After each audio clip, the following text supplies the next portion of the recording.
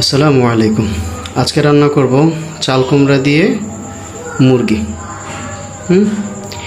এখানে নিয়েছি আমি মুরগি, পেঁয়াজ বাটা,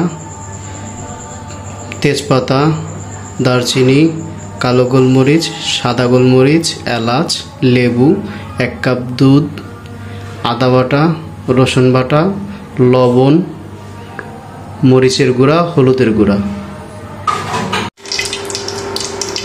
কড়াইতে তেল গরম করে দিয়ে দিলাম পেঁয়াজ বাটা।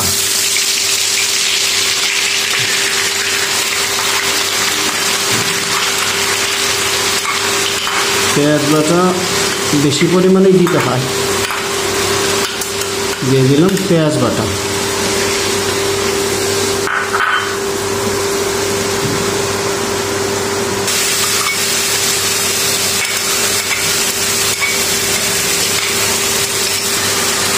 হলুদের গুঁড়া, মরিচের গুঁড়া, লবণ।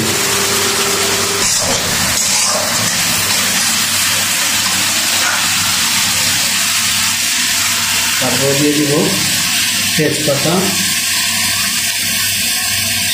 সাদা গোলমরিচ, কালো গোলমরিচ, এলাচ।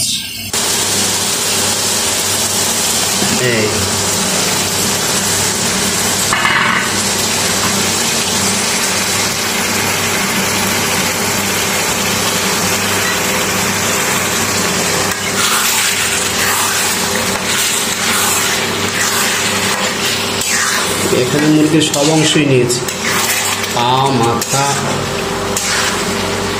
গোস্ত যা আছে সব নিয়েছি। মুরগিটাকে ভালো করে কষাতে হবে। যখন মুরগির পানিটা পুরোপুরি শুকানোর আগেই এখানে অ্যাড করে দেব আমি লেবু।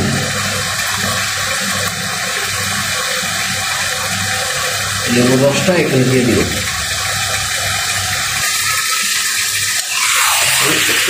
নেড়ে ছেড়ে দিব।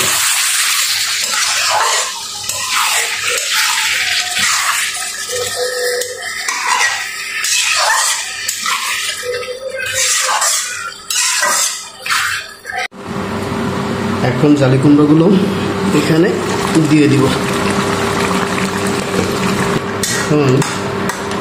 এটা আরও রেখে দিব ঢেকে 10 মিনিটের জন্য।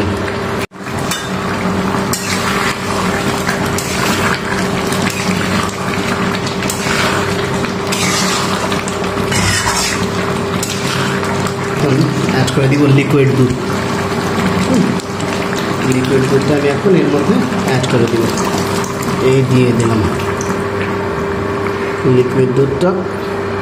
অ্যাড করে দেওয়ার পরে কিছুক্ষণ আবার ঢেকে দিব এটাকে, প্রায় 10 মিনিটের মতো অল্প আঁচে রেখে দিব, যেন এই চাল কুমড়োগুলো একবারে গলে যায়। এখন যদিও নরম হয়ে গেছে অনেকটা, খুব সফট হয়েছে, এইগুলো ভেঙে যায়। আর আরও 10 মিনিট রাখলে খুব সুন্দর হবে, ধরা মাত্রই গলে যাবে।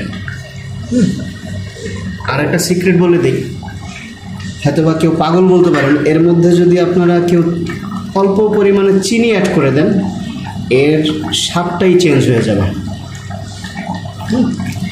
যাই হোক, আমি অ্যাড করলাম না, অনেকে পছন্দ করে না, সেটা আপনার ব্যক্তিগত ব্যাপার, ওইভাবে দিবেন। এইভাবে এখন আবার ঢেকে দিলাম, আবার রেখে দিব 10 মিনিট।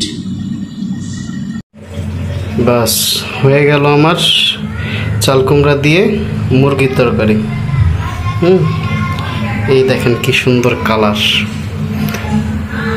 খেতেও ভালো লাগবে, নিশ্চয়ই ট্রাই করে জানাবেন। আর যদি মনে চায় আমার চ্যানেলটা একটু সাবস্ক্রাইব করে দিয়েন। যদি ভালো লাগে ভিডিওগুলো লাইক করেন, বন্ধুদের সাথে শেয়ার করেন। ধন্যবাদ। আসসালামু আলাইকুম।